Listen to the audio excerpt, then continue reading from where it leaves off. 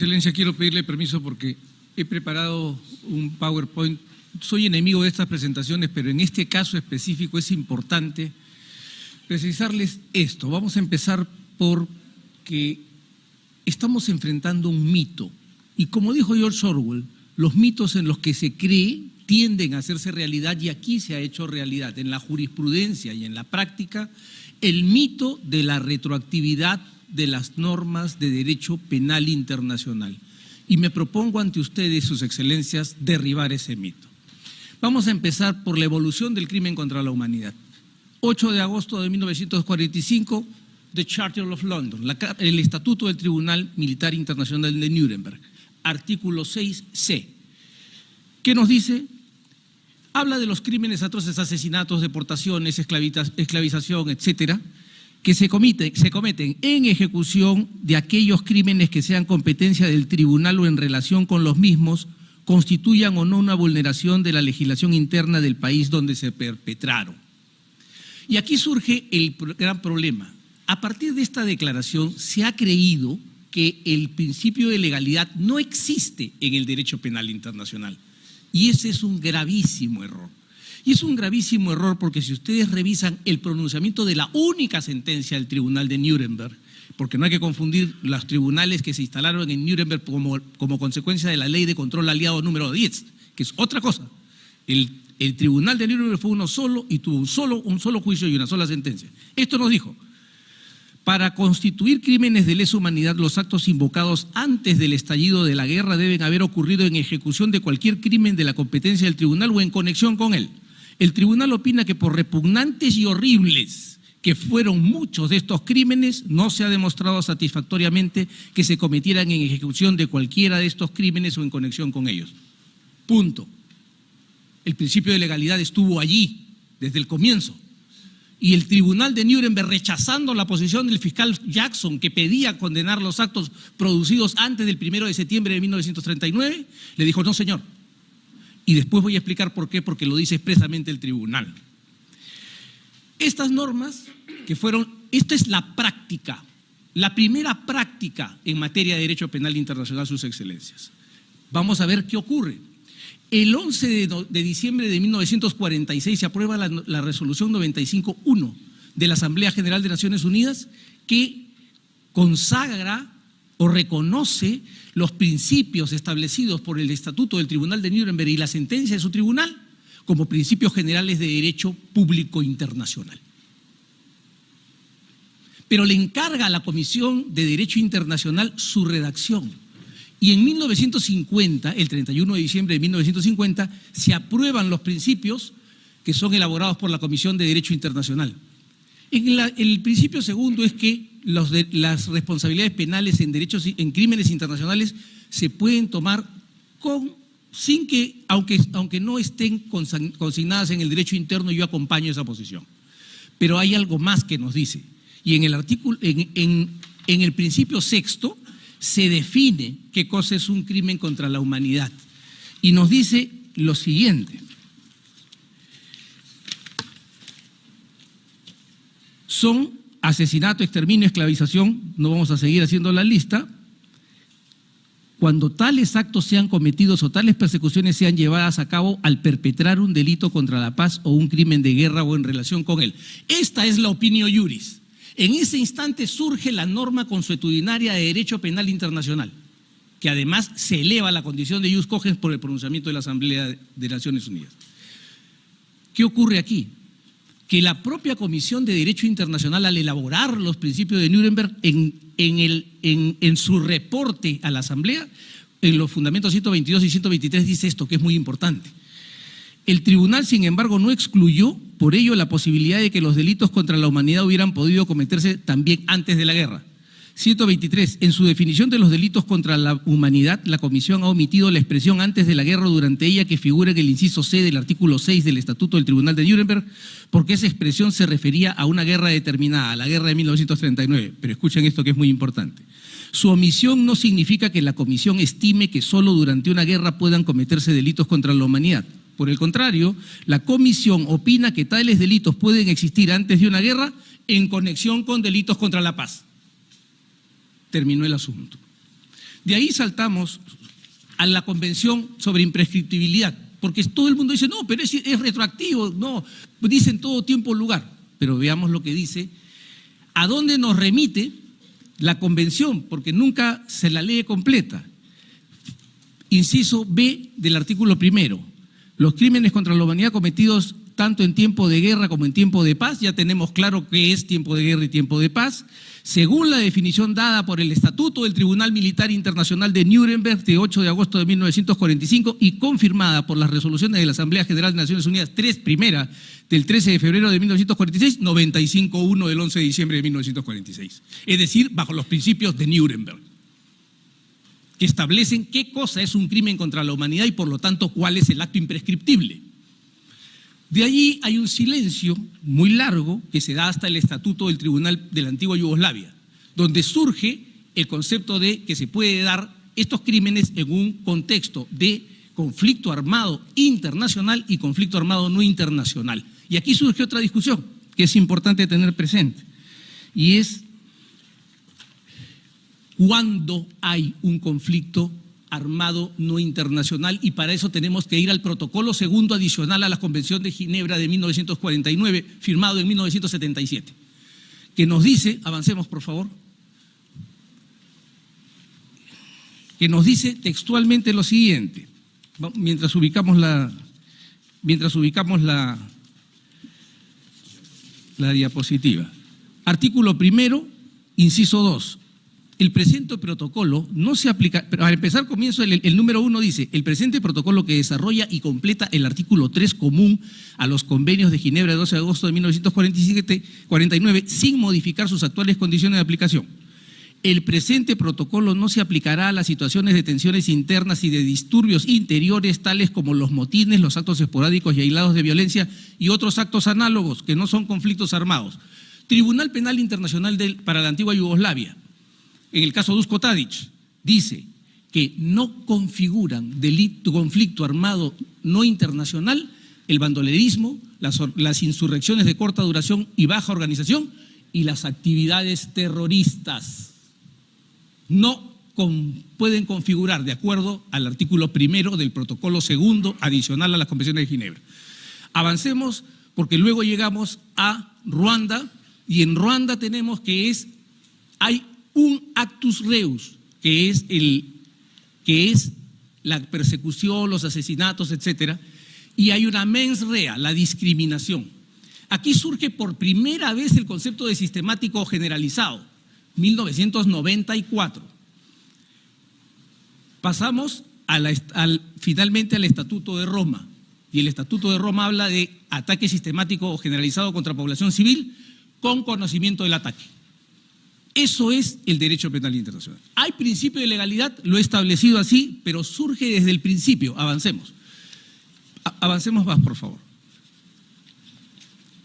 Fíjense, sus excelencias, sobre el principio de legalidad está la primera gran declaración del Tribunal de Nuremberg, no de la corte, de cualquier corte, que dice, en primer lugar, debe observarse que la máxima nullum crimen sine lege no es una limitación de la soberanía, sino que es, en general, un principio de justicia universal.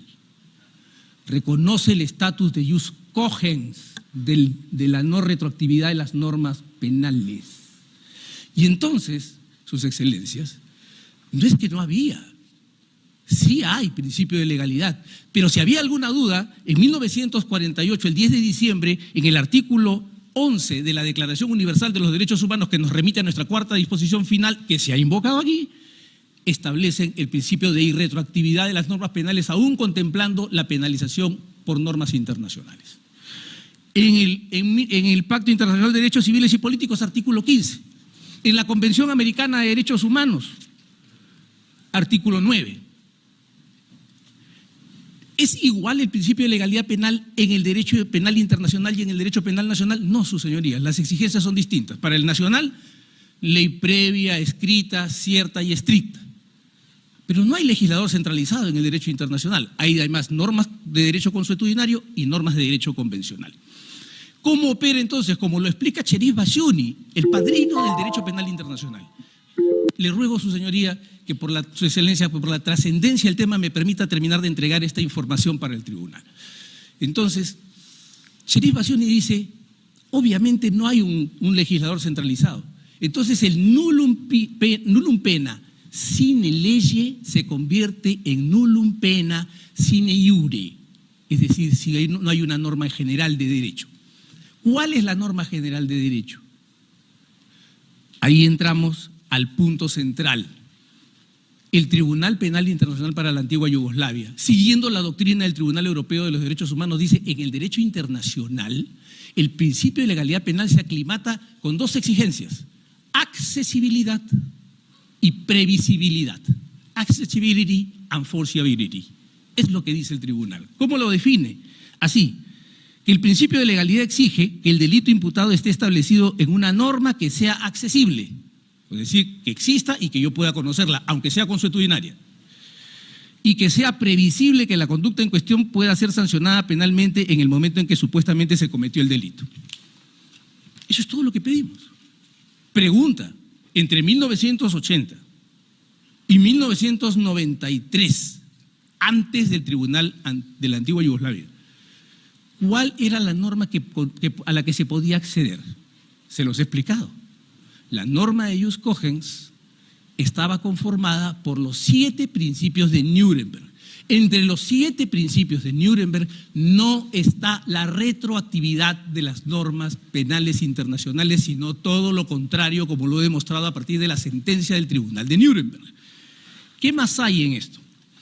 Y hubo un error profundo que se ha citado acá y que yo le pido a este tribunal que corrija, porque gracias a Dios este tribunal ha consolidado el gran principio de que el error no genera derecho.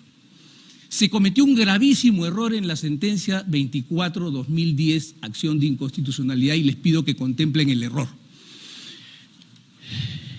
El Perú hizo una declaración interpretativa bajo la calificación de reserva al aprobar la Convención sobre Imprescriptibilidad.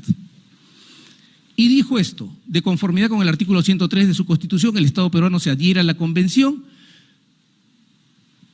del 26 de noviembre de 1968 para los crímenes que consagra la Convención cometidos con posterioridad a su entrada en vigor para el Perú. Y entonces no dice, no, hay una norma de ius cogens. Ya les demostré que esa norma de ius cogens no existe. Una norma de ius cogens, para empezar, cuando se la quiere invocar, conforme nos lo dice la Comisión de Derecho Internacional, exige acreditar la práctica generalizada y la opinio iuris. Y sobre todo la aceptación de la comunidad internacional en su conjunto. Eso está interpretado por la Comisión de Derecho Internacional. ¿Se invocó eso? No, se hizo un conjuro, como hacía Harry Potter con Spectrum Patronus. Ius cogens, dice, listo, se acabó. Se suspende la retroactividad. Se suspende la retroactividad y todo se vuelve retroactivo. Este no es el mundo de J.K. Rowling. Este es el mundo del derecho, sus excelencias.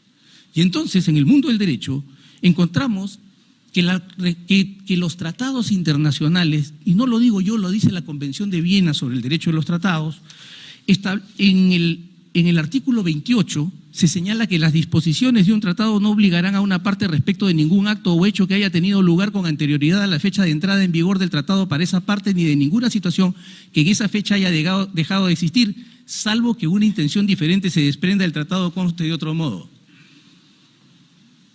Hasta las normas de derecho internacional en los convencionales son irretroactivas. Por lo tanto, tampoco se puede salir por allí.